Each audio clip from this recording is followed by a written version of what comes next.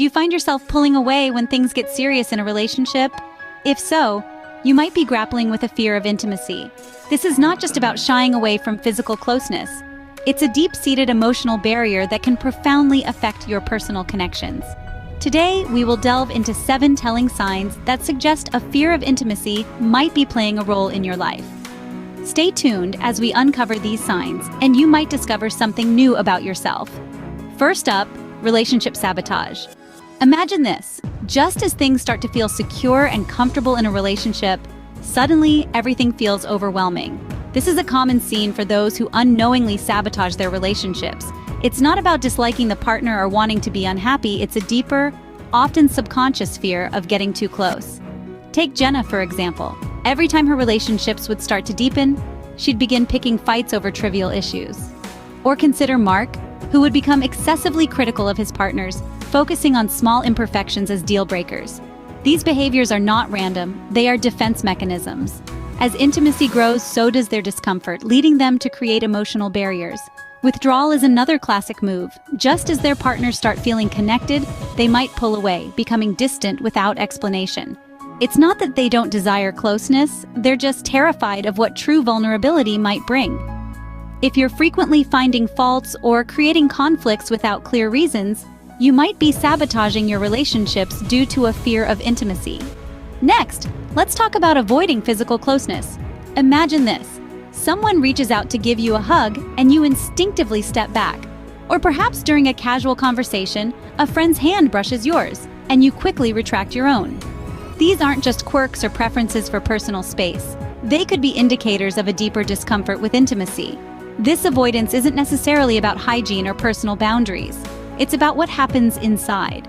For some, even the smallest physical contact can feel overwhelming or invasive.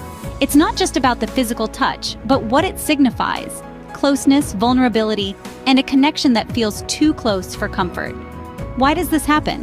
Often it's rooted in past experiences or deep-seated fears about what being emotionally close means.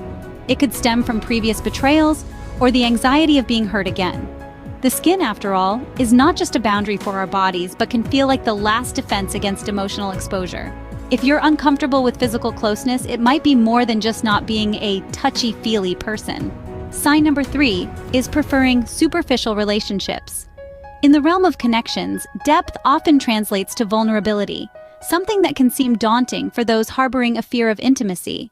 These individuals might find themselves navigating toward relationships that are less about emotional investment and more about convenience.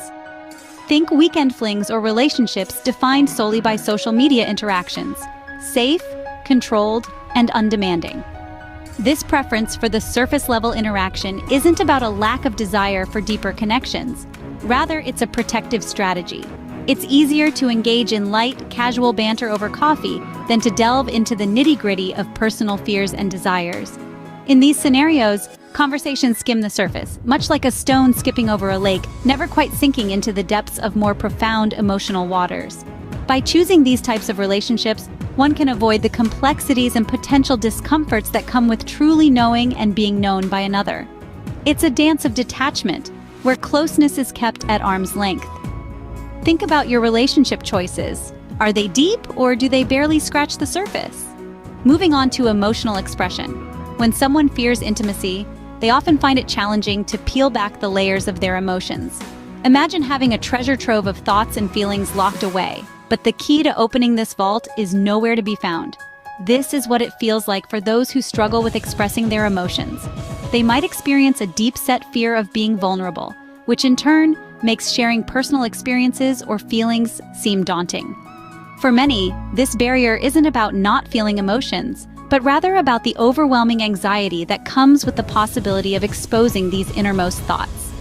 It's like standing on the edge of a cliff, where sharing feels as risky as jumping. The heart races, palms sweat, and the words just won't come out.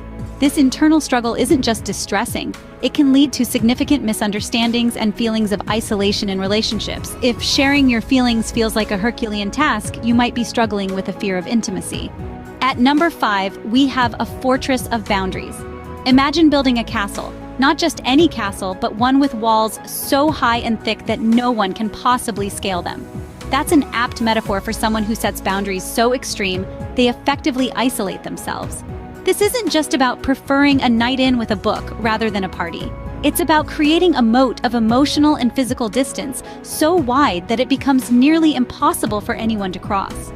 In the realm of relationships, such fortresses might manifest as an unwillingness to share personal details, a reluctance to spend time together, or even a pattern of ending relationships before they get too close. It can seem like self-preservation, but in reality, it might be a deep-seated fear of intimacy, of truly being known and seen by another. Boundaries are essential. They help us define who we are and how we interact with the world. However, when these boundaries become impenetrable walls, they might just be a sign of deeper issues. Next, the paradox of abandonment. Imagine standing at the edge of a cliff. Behind you, there's someone you care deeply about, and in front of you, an abyss called abandonment. Strangely, instead of reaching back for support, you step closer to the edge, pushing them away. This is what it feels like to fear abandonment, yet simultaneously push others away. This behavior often stems from a profound fear of being left alone. The logic, albeit twisted, is somewhat understandable. If you're the one to sever ties, perhaps the pain of abandonment will be less severe. You preemptively push people away to protect yourself from the potential heartache of them leaving first.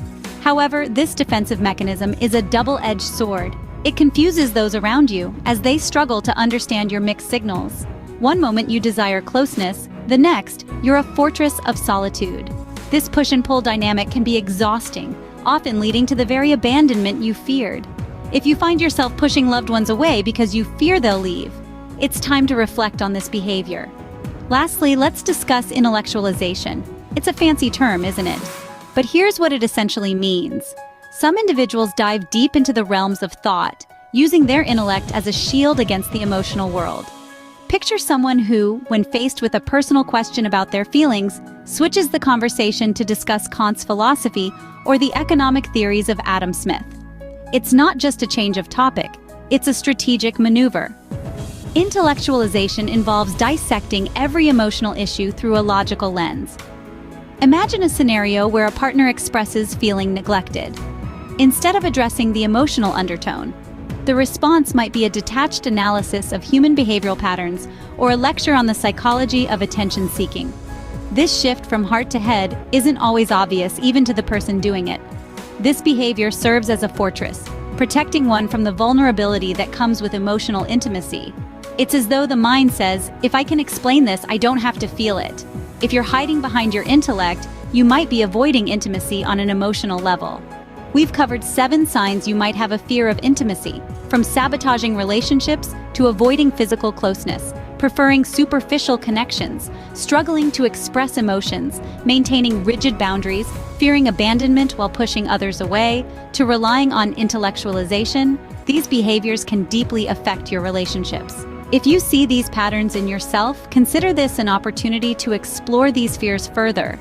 Understanding and addressing them can dramatically enhance your life and your connections with others. Thank you for watching. Reflect on these signs and take steps towards healthier, more intimate relationships.